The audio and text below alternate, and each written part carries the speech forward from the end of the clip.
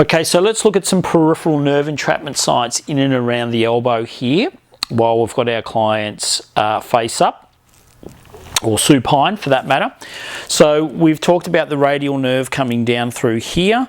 Okay, the radial nerve comes through here and actually passes through the supinator muscle. So the supinator muscle is one of those muscles that we're going to look at. We're also going to look at median nerve entrapment for the pronator teres, and I see that as a prerequisite for our carpal tunnel. So these two areas are missed quite a lot. So we've got pronator, and then we've obviously got the supinator. So supinator is more to do with the radial nerve, and then we have pronator teres, which is more related to the median nerve and carpal tunnel.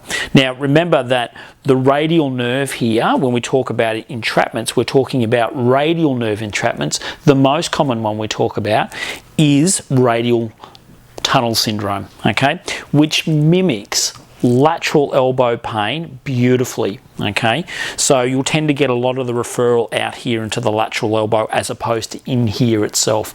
So if you've got some of those lateral elbow pain clients and you're not getting any real changes, then I'd suggest you may be looking at a radial nerve entrapment through this area here.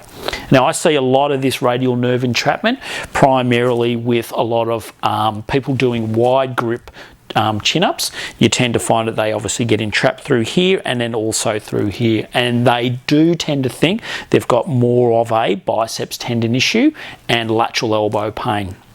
Okay, so how do we treat this? It's quite simple, because we have our brachioradialis here, and basically we roll off the brachioradialis and we sink into a little sort of intramuscular fossa there, okay? And that's literally right in there is where our supinator is. So we'll push basically the supinator up against the radial bone and we can work along there.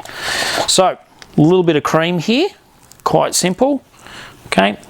Just find the edge of your brachioradialis, which is here. If you can't find that, just get your clients to push up against you in a flexion and you'll see there's the brachioradialis there, okay, and relax. So if you can't find it, that's where it is there. So if we sink off, then you'll find that we're into that little area there, okay? So it sinks into here. So what we're going to do here is we just basically work just through